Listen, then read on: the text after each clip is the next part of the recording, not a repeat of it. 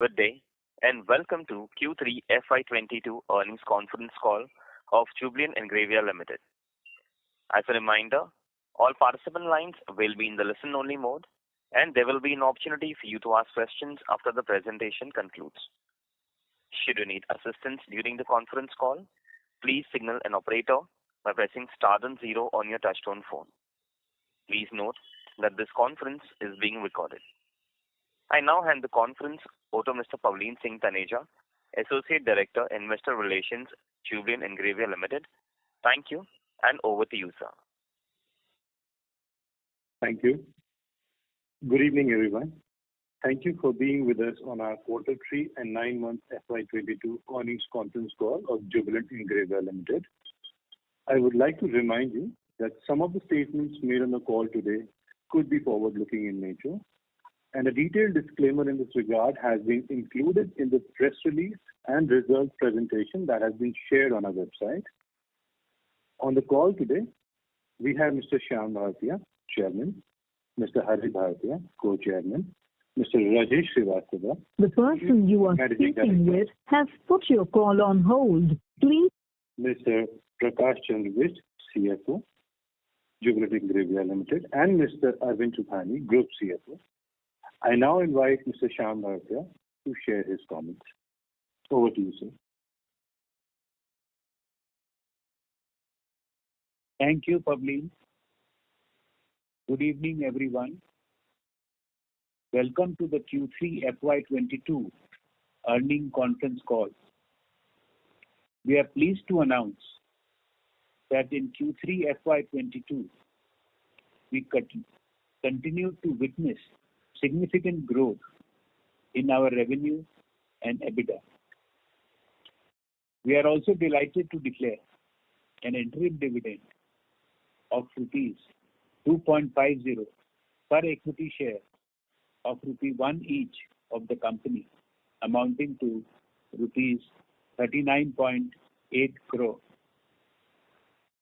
In our specialty chemical segment, we maintained strong growth across the products, led by growing demand from pharmaceuticals and nutrition customers.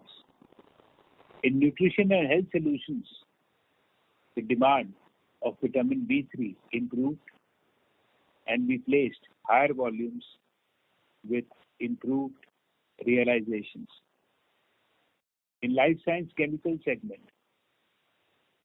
we continued the strong performance with healthy demand in domestic as well as in EU market.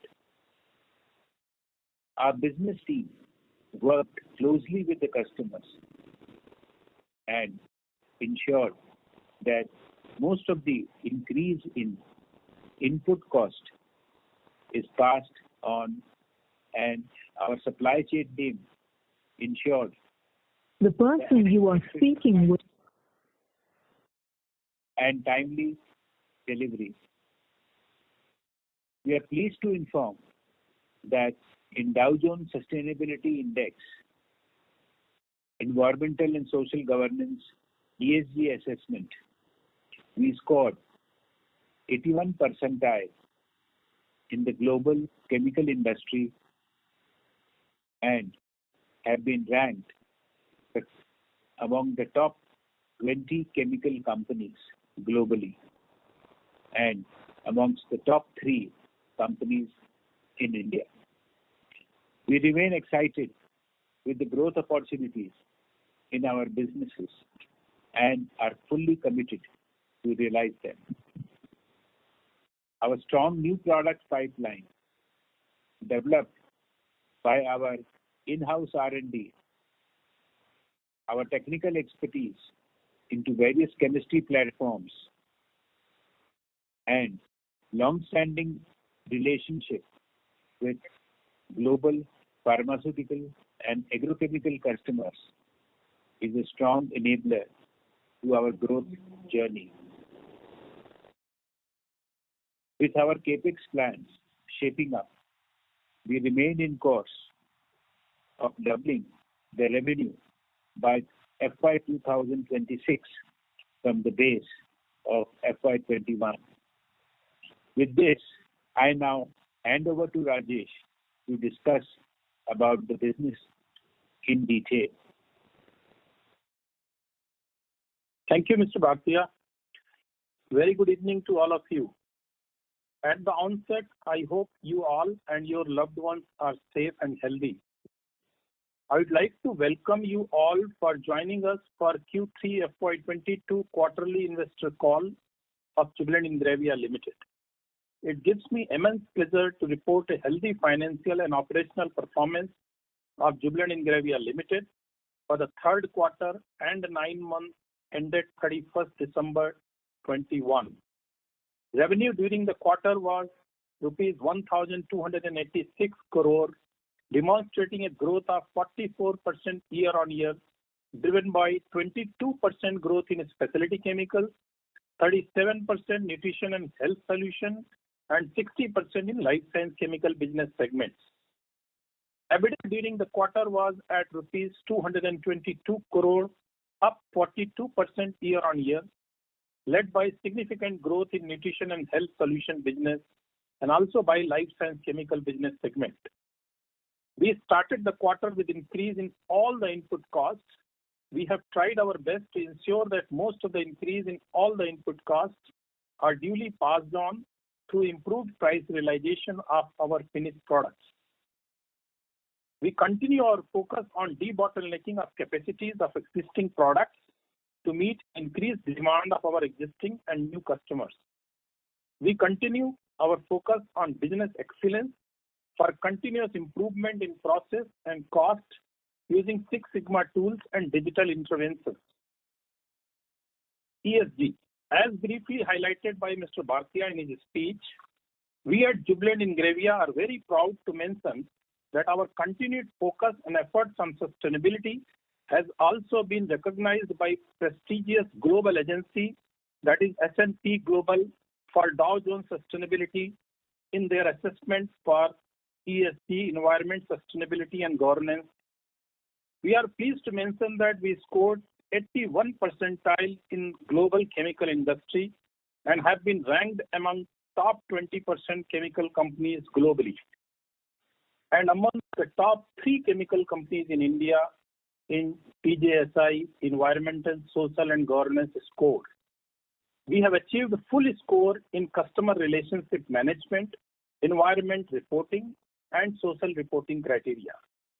We also recently received the Economic Times Award for being among top Indian companies for sustainability and CSR. The sustainability is always at the core of our business. Our sustainability journey has started since 2003 onwards as life science ingredient business being part of Jubilant Life Science Limited corporate sustainability reporting. We are also a signatory of the United Nations Global Impact UNGC and has taken SDG Sustainable Development Goals targets for 5 years starting from 2019. To further enhance focus on sustainability and to have increased engagement and involvement of employees, we have undertaken various internal initiatives to enhance socio-economic value for all our stakeholders while minimizing the environmental footprints of our operations. Now let me take you through the updates on all our 3 business segments. Specialty chemicals. Specialty chemicals revenue grew by 22% on year-on-year basis, driven by higher volume across the product segment.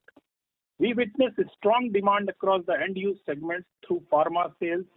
Share to total revenue grew to 52% from 47% earlier.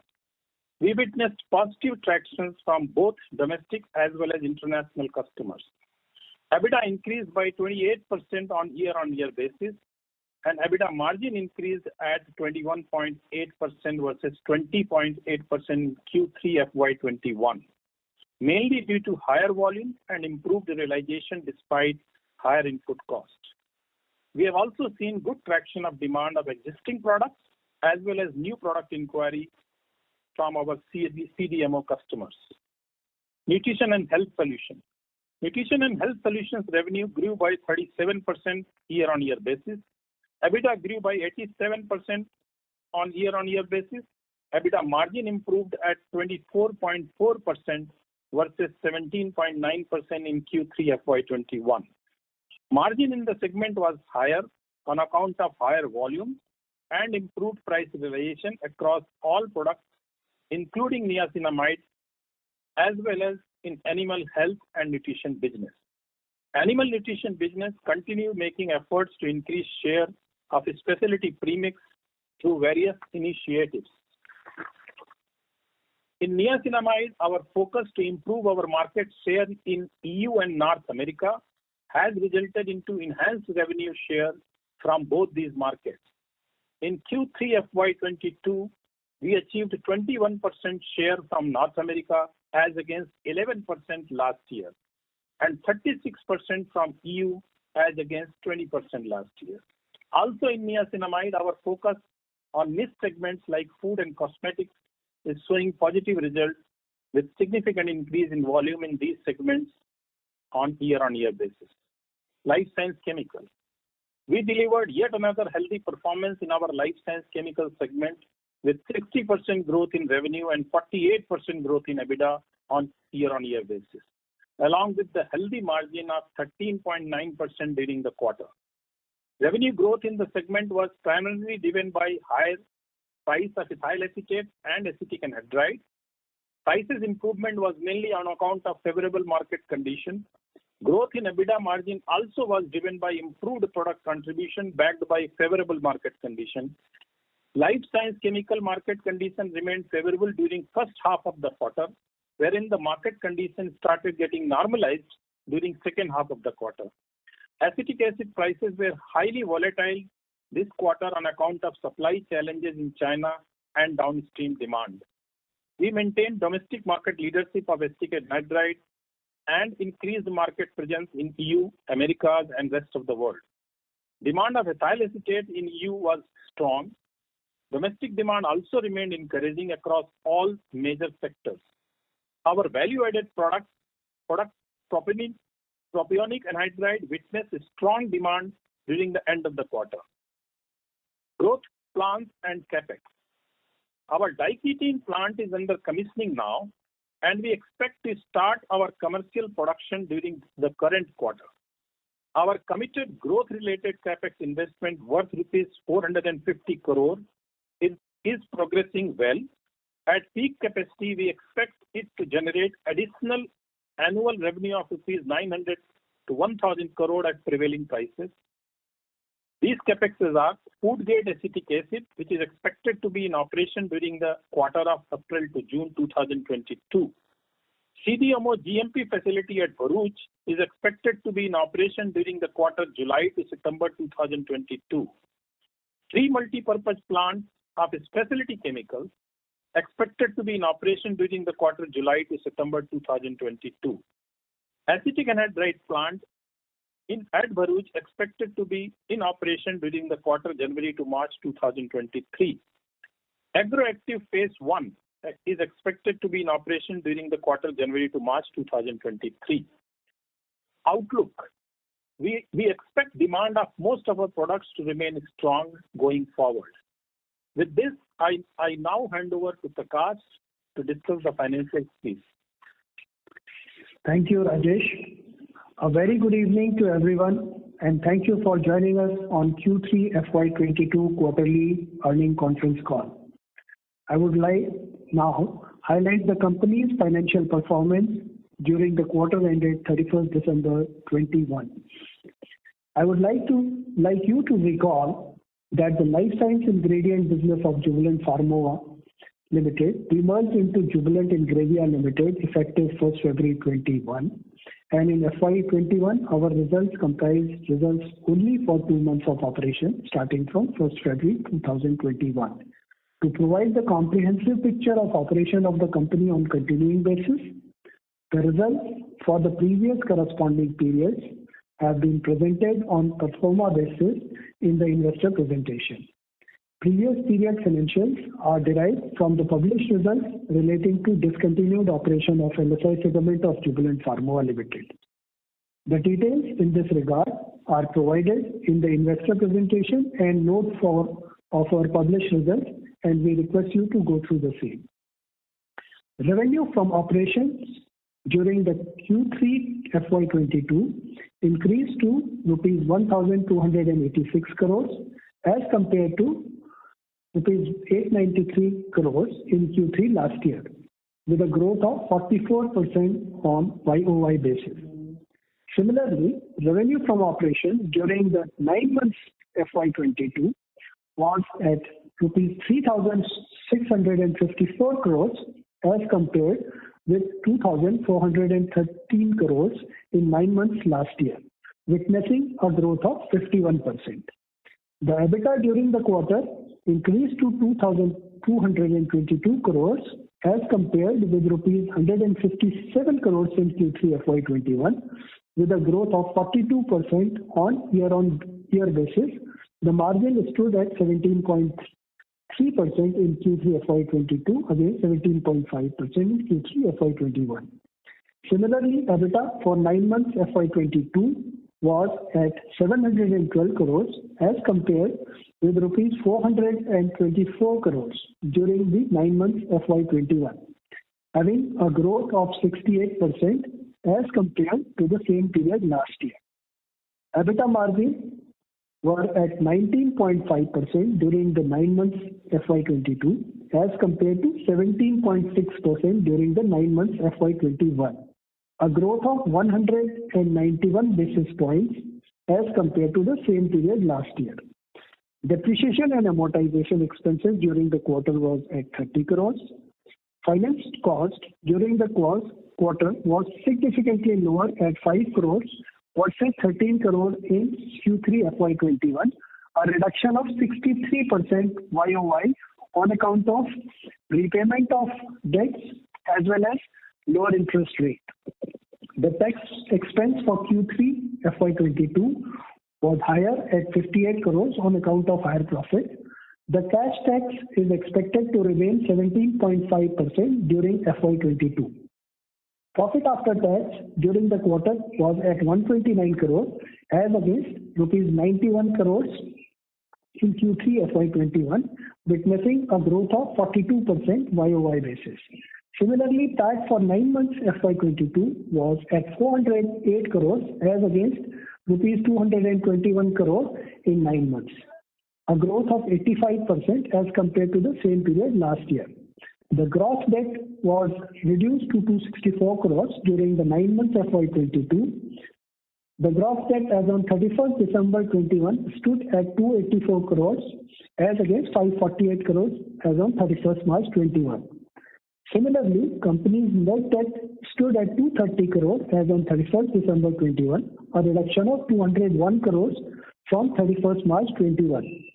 The net debt to EBITDA ratio further improved to 0.24 times from the earlier level of 0.69 times as on 31st March 21 on the basis of trailing 12 months EBITDA.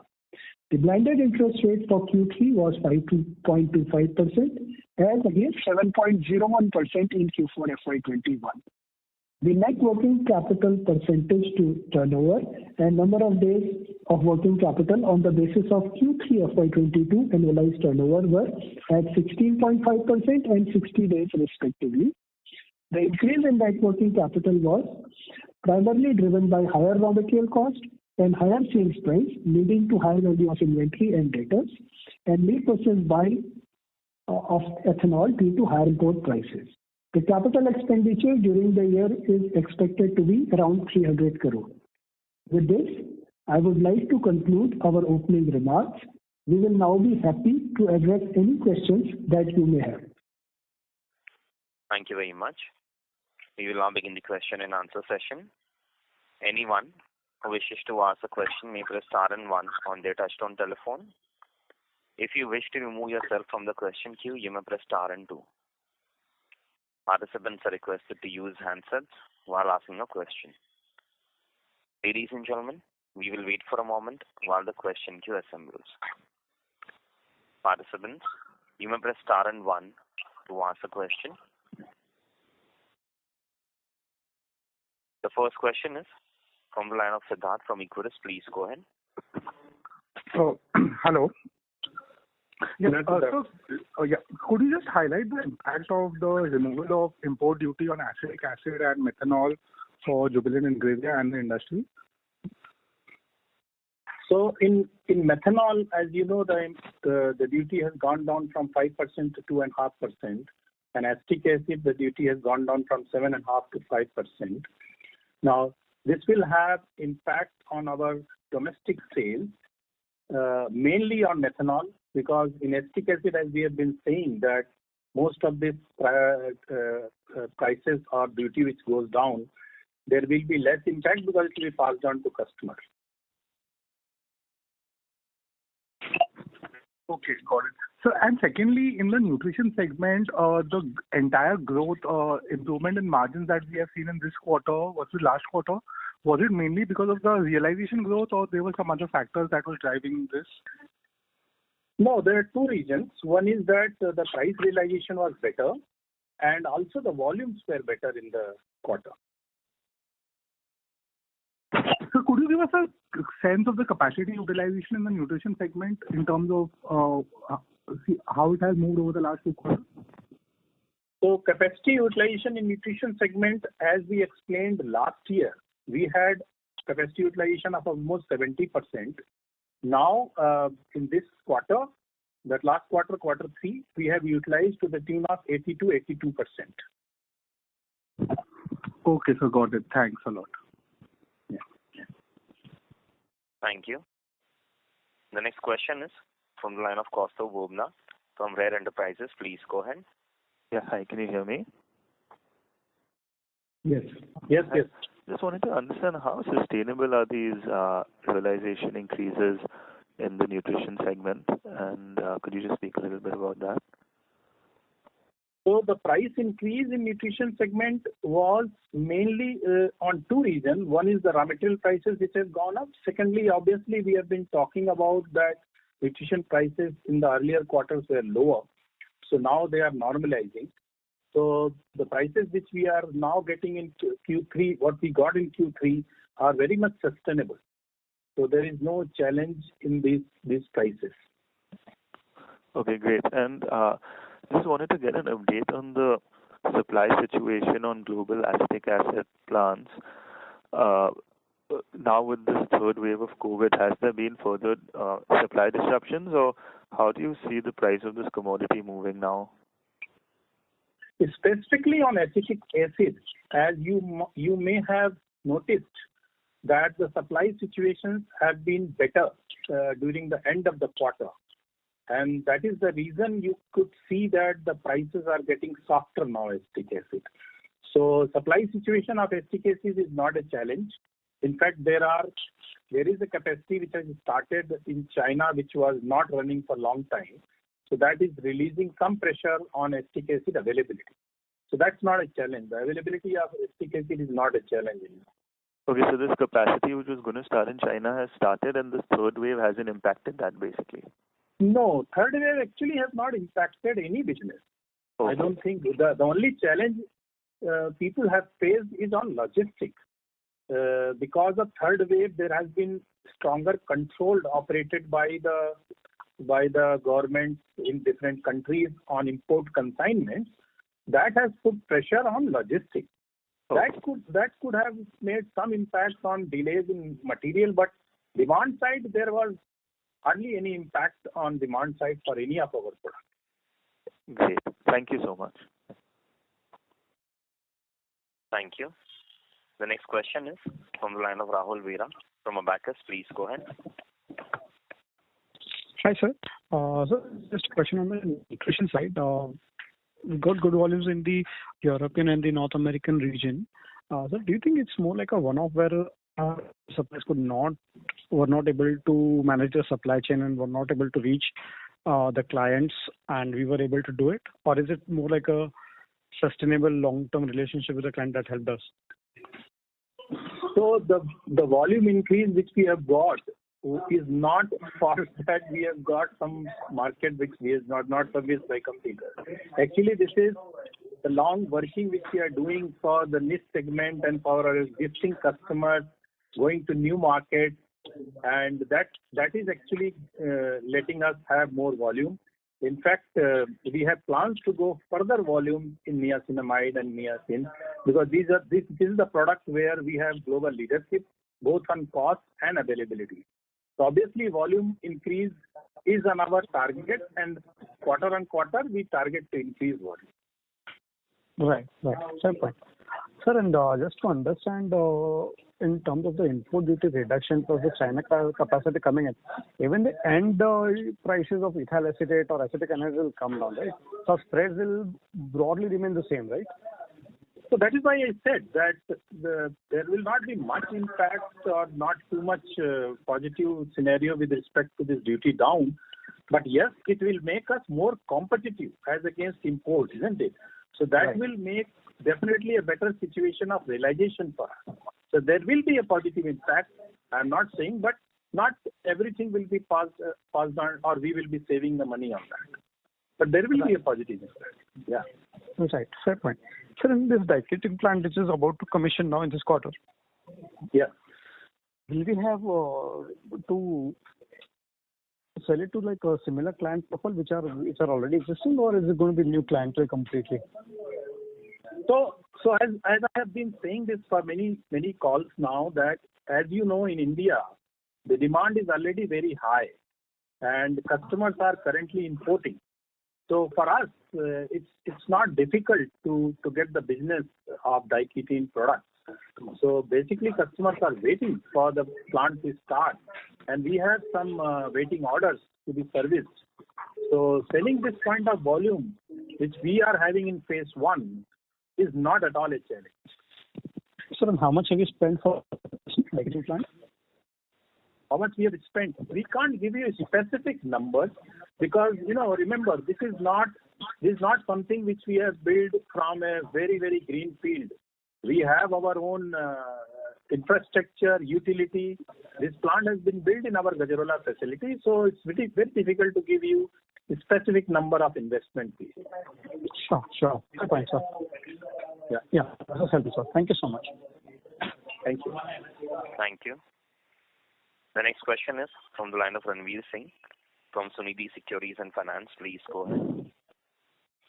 Yeah, thanks for taking my question. Sir, on CapEx side, that I think going forward every quarter we have one facility getting operational. So just if you could give a breakup of CapEx among that 4 or 5 projects we have. I think it is given in my speech also. You have in presentation also. So you want the capex value divided into these projects? Yes. So 450 crore capex. That again, I mean, that is something which is difficult to give at this point of time. I mean, so what we can only tell you is these 5 capexes we have approved, which is of the value of about 450 crore. And as we said, the one is coming in the quarter 1 of next year, and 2 will be coming in the quarter 2, and 2 will be in the quarter 1 of next year. So basically, this specific number on capex will be difficult to be given. No, just wanted to understand which of these facilities is actually bigger one. So that because all facility obviously what I assume would not be an equal, will not require equal quantum. If you could just give that which one is a bigger one, so that that will give some perspective to what going forward that may happen. So what I can tell you roughly that all the capexes which are being coming in the next year, they are going to generate a revenue of 900 to 1,000 crore. So again, it will be difficult to give you the numbers that how much CDMO will bring and how much food SDKs will bring. Okay, fine. And again on nutrition business, I think you answered some queries that volume is also likely to again see, so uptick will continue. So again, we need to do capex for this facility because at 85% capacity utilization we are reaching to. Yeah. Yes. So you are right. We have done the debottlenecking last year. We are doing a debottlenecking again in a couple of quarters for this plant. And we have announced in our investor presentation that we are further going to expand capacity of our vitamin B3. If you go through our investor presentation, we have already announced. So you are very right. We have to increase capacity going forward. We have been doing it continuously. So right from the day we started, we continuously increasing capacity by debottlenecking and adding the capacity in last 2-3 years. And we have plans to further add capacity in next 1 year, and then again in the next second year. So this is a continuous exercise which we keep doing based on the demand which we see going up. Okay. And lastly, so for a full year, can we expect similar kind of EBITDA margin for a full year, what we have achieved in 9 months? See, this is something which is becoming, we become a little nervous to commit that, because committing margin becomes very difficult. So what we can only tell you, the demand is stable. We are seeing strong demand. Pricing, we don't see any challenge right now. The availability is not an issue. So I don't see there is a challenge in vitamin business growth. Only thing is difficult to give you a scenario or a commitment on margin side. Okay. Thanks a lot and all the best, sir. Thank you very much. Thank you. The next question is from the line of Rohan Gupta from Edelweiss Financial Service. Please go ahead. Yeah, hi sir. Good evening, sir. Good evening, Rohan. Sir, a couple of questions. The first is on this commissioning of decatine plant, which we are planning to commission the current quarter. How has been the customer response in terms of product development? We must have got some products approved from them. So I also wanted to know how fast we can escalate this plant in terms of utilization level going forward. So as I have mentioned earlier also, this phase 1, as you know, we are building up 6,000 ton capacity. It should be ready very soon. And we are very confident that in the fastest period of time, we should be in a position to sell the volume. So the product approvals and everything are in place, and maybe that 6,000 tons gives roughly close to 300 crore rupees to 350 crore rupees kind of revenue potential, in my guess. Can we achieve it by end of FY23, sir? I don't know where do you get this 300 crore rupees revenue, but I can only tell you 6,000 ton we will be in a position to sell within a year's time, definitely. Okay. Sir, second question is on this life sciences business. So I understand the current quarter spreads have been better in acetic anhydride and ethyl acetate, both on Q-on-Q basis. While the raw material acetic acid prices were stable, but we have seen some improvement in end product prices, but that is not getting reflected in the profitability from life sciences. So is that the benefit have yet to come, or despite the spread being better in Q3, is any particular reason that why it's not reflecting in the current quarter? I don't understand what is the meaning of spread you are saying, because in Q3 we are in a position to get volumes both in ethyl acetate and anhydride, and also the prices have been better. So I don't know what you are highlighting. Can you please clarify what you are asking? Sir, in Q3 we have seen that the acetic acid, which is a key raw material, the prices of that was a similar level what it was in Q2, while ethyl acetate and acetic anhydride prices have gone up in Q3. Even when we during our Q2 con call, we were highlighting that probably the life sciences business profitability is likely to improve, or the margins will improve going forward. But in terms of absolute number, the current quarter, it's similar to what we had in Q2. So just wanted to understand that any particular reason that why this business, life sciences business profitability has been remained at the same level as it was in Q2. Okay, understood. So basically what you are saying is right. Acetic acid more or less was same, not same. It was little lower than Q2 on an average basis, because it started with a high price in the quarter beginning, but later it went down. So it was little lower price. Now, during the quarter, the prices of ethyl acetate and anhydride was normal. This is not very high. It's in the quarter 3. In quarter 2, also it was the normal price. Quarter 1, you are right, there was some positive impact on prices because of market conditions. So quarter 3 was more or less normal demand, except for ethyl acetate. We had some good pricing in export market. So I don't think we were expecting very high prices during the quarter 3. We had expected the similar prices, and we achieved that. Okay.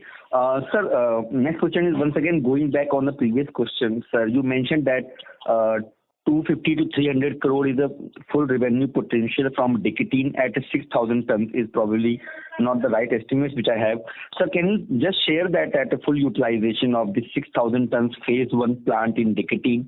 What can the new potential one can expect from that, sir? Yeah. So what we had said earlier that our both phase 1, phase 2 of Dicotine should give us the revenue of close to 300 crore. You are right. But that is phase 1 and phase 2. So phase 1 is 6,000 crore. Phase 2 will be additional 2,000 crore, which is value added product further, right? So that is the value addition which we will bring in phase 2. So that's the total you are talking, not in phase 1. Okay. So large part of the revenue being in a value added or probably margin accretive, phase 2 will be more profitable than phase 1. I would say that not large part, more or less equal revenue from both, because there the volumes are less but the value is high. Here the volumes are large, value will be lower. So more or less it will be equal bifurcation, right, in terms of revenue. But in terms of course, the profitability, value added should give better profitability. Great, sir. Sir, we almost achieving almost a debt-free balance sheet by end of this year. You have already repaid a substantial part of large debt, long-term debt in the current quarter. And with a solid cash flow generation and probably our capex will be short of the cash flows which will be generating.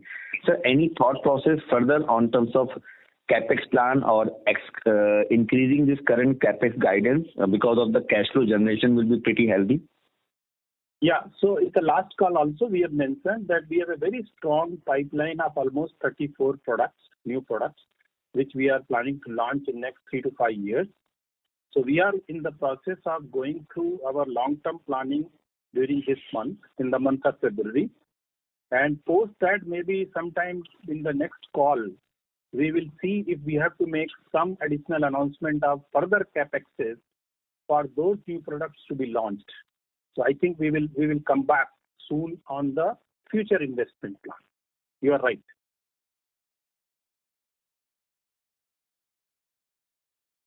Sir, thank you. Sir, thank you very much. Thank you. Thank you. The next question is from the line of Sunil Kothari from Unique Portfolio Management Service. Please go ahead. Thank you. Thanks for opportunity. Congratulations, sir, for good numbers.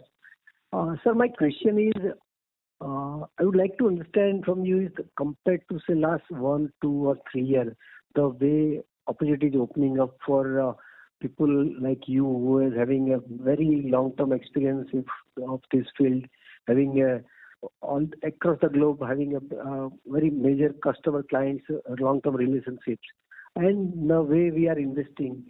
Do you think that this opportunity is increasingly becoming a very possible and feasible to grow faster, and you may be growing faster than what you are thinking or whatever your objective is? Would you like to say something on opportunity available, China Plus One strategy, import substitution from 2-3 years point of view? In nutshell, I would say you are right that our opportunity of growth is tremendous, and the positive part is that we are ready with the new product pipeline and our very strong financial position. Now these two things gives us an edge over anybody else to make the future investment and growth plans very positively. And you are very right that our growth could be faster than what we have envisaged and also given the announcement. Great, sir. And sir, my second question is looking at our every new project. I think we continuously talking about integration, backward integration, and then value addition. So, would you like to comment on the possibility of EBITDA margin which is sustainable, not this like life science segment, sometimes 20%, sometimes 14%, but as a company as a whole, this 20% plus minus EBITDA margin over a year or two or maybe three is a base limit one should understand, or there is a possibility of crossing that numbers is also there? If you see our spread of revenue, I think the current revenue spread mostly is coming, 55% comes from life science chemical, yes, and 45% comes from nutrition and specialty chemical. Going forward, after 1 year, or let's say during this next 1 year, when these capexes will start coming up, most of our new products will be added up with the specialty chemical and higher value added products. Mm-hmm. So obviously our revenue product mix will change. And the moment revenue product mix changes towards higher revenue percentage on specialty and nutrition, you are absolutely right. Our margins should start firming up, and we should be in a position to deliver a consistent margin 20 plus, which you are expecting for. Great, but sir. And obviously all this will happen based on all the new capexes, and they will start coming, will start selling. So we are expecting the same thing. Even in the last couple of calls, we have mentioned the same thing, that our most of the new capexes are on value added. They are going to give us better margins. So obviously our overall margin situation will be little bit, safeguarded in terms of fluctuations in life science chemicals. True, sir. Sir, my last question is, looking at the opportunity and the preparedness we are already having, which are the major challenges, or which are the major area on which you as a top manager focus on and want to overcome, and which are the area which you would think that we can further improve upon internally? So number one is the efficiency, continuous improvement on efficiency. Number two, ensure that all the new projects comes on time. Number three, make sure that your people's pipeline is well built, and you ensure your top performer and all the critical people are there with you. And obviously your relationship with customer and market reach. All these three, four things which are our top focus should give us the growth opportunity which we are talking. Great, sir. Wish you all the best and congratulations again. Thank you. Thank you.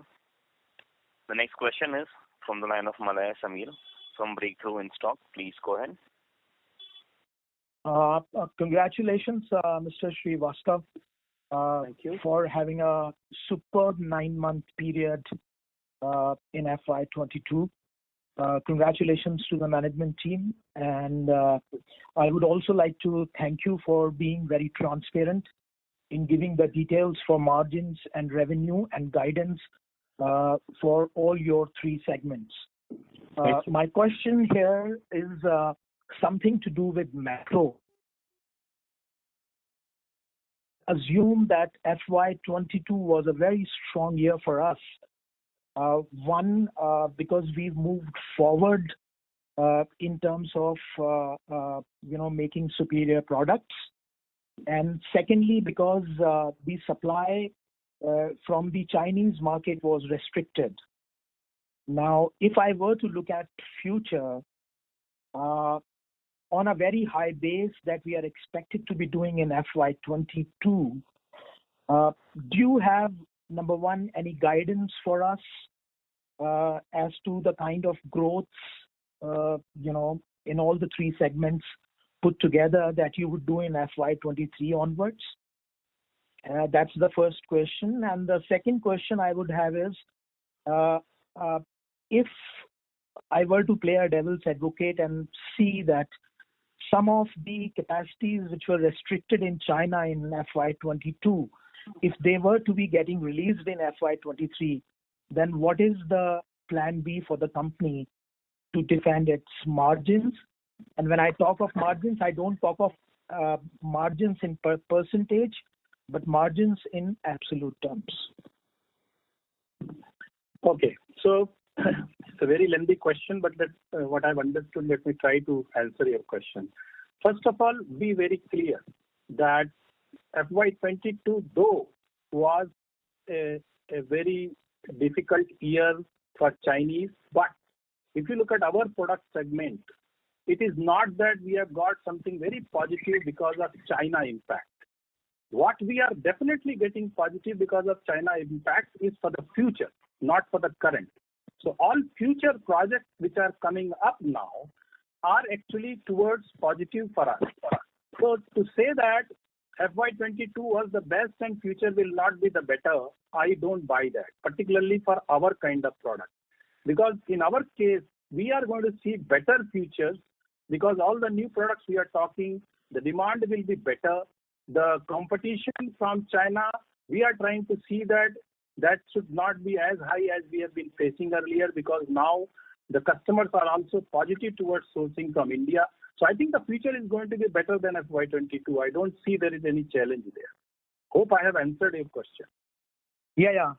That's a very big comfort. Thank you very much, sir. Yeah. Thank you. Thank you. A request to all the participants, please restrict to 2 questions per participant. If time permits, please come back in the question queue for a follow-up question. The next question is from the line of Shuri Devra from Paladin Capital. Please go ahead. Hi, good afternoon. Just wanted to ask if you can share volume data for each of the segments. You are asking volume growth or you are asking volume data, like volume sold. Volume sold is very difficult to give you product-wise. You can give it segment-wise, you can lump it up together so then we can figure out average realizations and average margins and so on. I think it will be good if we can talk separately. We can give you some indication of volume. Is it okay? Okay, sure. Thank you. We don't have that exactly number what you're talking. Okay, no problem. Thank you. Yeah. Thank you. Thank you. The next question is from the line of Prakash Kapadia from Manvit Portfolio Management Service. Please go ahead. Yeah, thanks for the opportunity. I had a couple of questions. Given what we are witnessing as demand currently, and what we are working in terms of new product pipeline, and given the cash flows what we are generating, isn't there a possibility and a probability to double our revenues much faster than FY26? Because we can do incremental capex, we can cross sell to some of our existing customers. So some thoughts on that. And secondly, for us, what kind of asset turn range should we look at? Obviously, it's a function of end product prices also. So is 2 the right range, 2.5 the upper range? If you could comment on that, that would be helpful. So first question. If you see our statement, we say we want to double the revenue from the base of FY21. Now, we didn't know that the raw material prices will go up so sharply, right? Now, if the raw material prices remains at the level they are today, you are right that our revenue double can happen faster than what we have committed. So that's the number one. Number two, I think the question you have asked can you repeat the question number 2, please? Yeah. From an asset turn perspective. Yeah, asset turn, we have said earlier also that most of our products which we are talking are specialty and nutrition in the new plant and new investment. We will be close to 2 asset turn, which we have said earlier. Okay. 2 seems a benchmark. And if the demand scenario continues of what we are seeing currently, and the end product prices remain, is it fair to say 25 we could double revenues on the current capacity? So you want my commitment, but I can only. No, I'm looking at the direction. I'm just trying to understand. Yeah, direction I have said to you that since the prices are higher, we don't know what is going to happen to the prices of raw material. But if they remain as of today, I said earlier, we should be faster than we have committed. And also, the new product pipeline or incremental capex. So today, obviously, we are planning based on a certain capacity demand scenario and a certain capex. Given the cash flows which we'll generate, incremental capex can lead to faster revenues is what I was trying to understand. You are very right. What we are going to do is that when we do our long-term exercise this month, We will also review that and come back to you with a clear statement with both new investment plan as well as our revised estimate of revenue growth.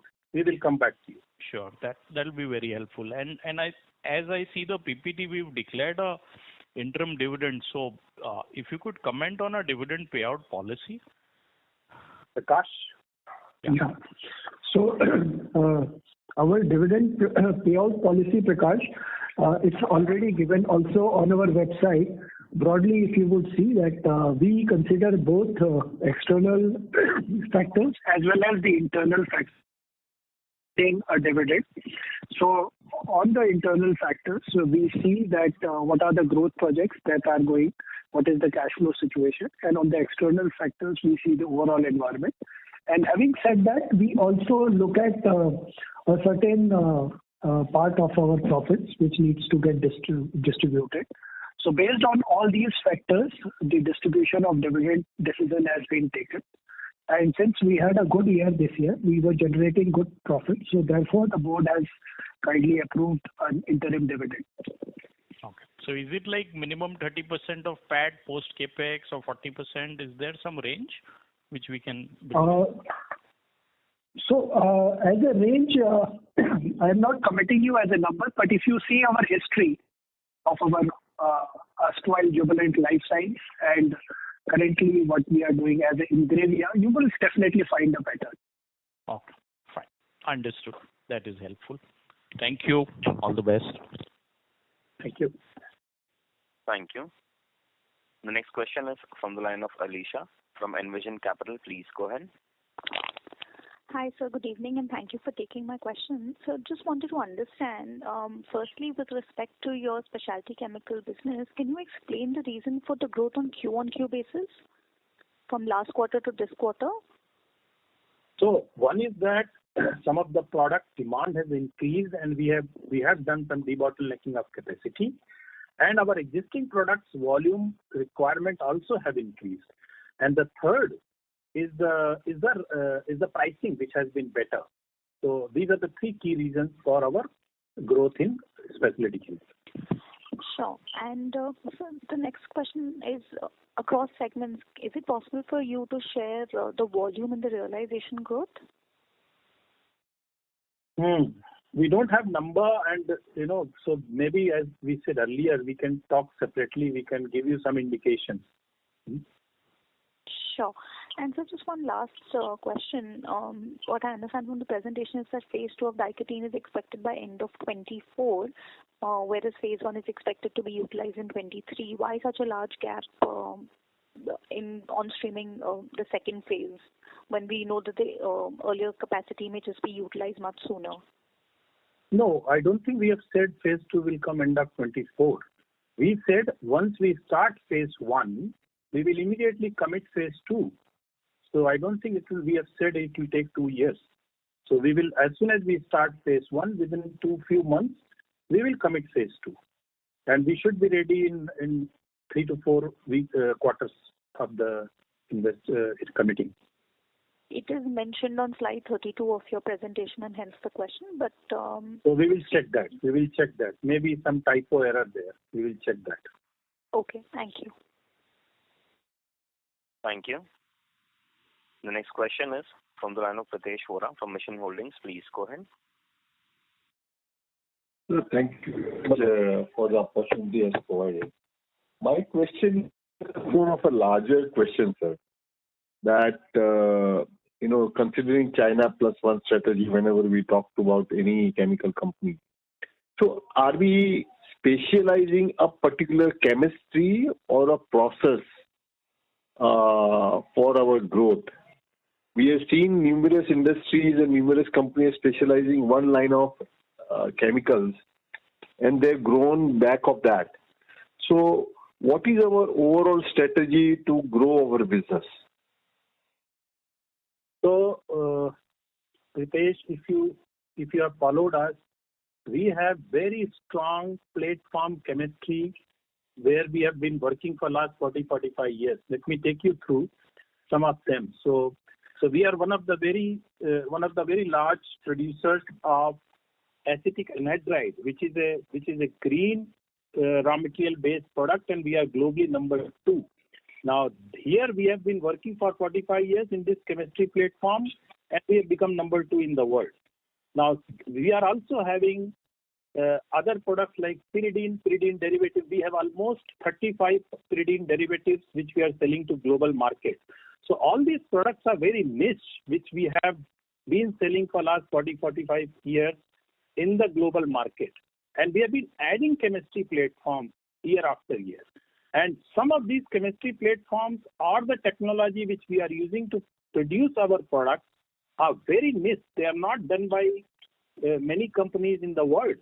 So whether it is pyridine derivatives, whether it is an acetic anhydride chemistry, hardly 3-4 companies are there in the world. And like vitamin B3, we are number 2 in the world, and there are hardly 4 or 5 producers in the world. So we are not a company which are going to get the growth with China plus because of some new inquiries coming from customers. We have our own strong product platform based on our own developed technologies, and we are the global cost position and integration. And with that, we have been growing continuously for many years, and we have plans to grow in future. So it is not just China plus looking at the new inquiries from customer and then look for the growth. We have a very set plan. I have stated earlier also in the call, we have new products pipeline, which we have been working for many years using various technologies and chemistries which are required by global customers and not done by many companies in the world. So I fully understand, sir, and we are invested in your company, so I fully understand. My question was the larger point of view, that why can't we just go after this opportunity, say diketene family or something like that? Why we wait for further? Why can't we specialize and go after some selected molecules and increase our business over a period of time? So we are doing that. But please appreciate that putting up the facility takes a little bit of time. And also, it's easy to say that we want to go after this, but then put up the capacity, make a quality product, sell it to the customers in a satisfactory way. It takes a little bit of time. But as we have demonstrated in the past, that wherever we enter in the product, we will take global positions very fast. So as far as speed is concerned, you don't have to get worried. We will catch up the speed as soon as we feel confidence in that product. We will move fast. Fastest we will move. You're very right. So not that we are waiting for something. As soon as we will launch, we will go after the volumes. That's not a problem. All right, sir. Wish you all the best. Thank you. Thank you. Thank you very much. And I'll hand the conference over to the management for closing comments.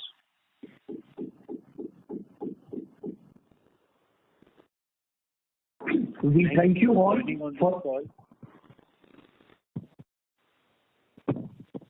If you have any further questions, both Rajesh and Prakash will be happy to take it forward.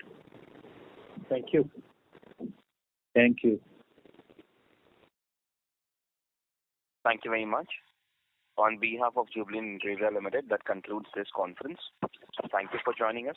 You may now disconnect your line. Thank you. Thank you.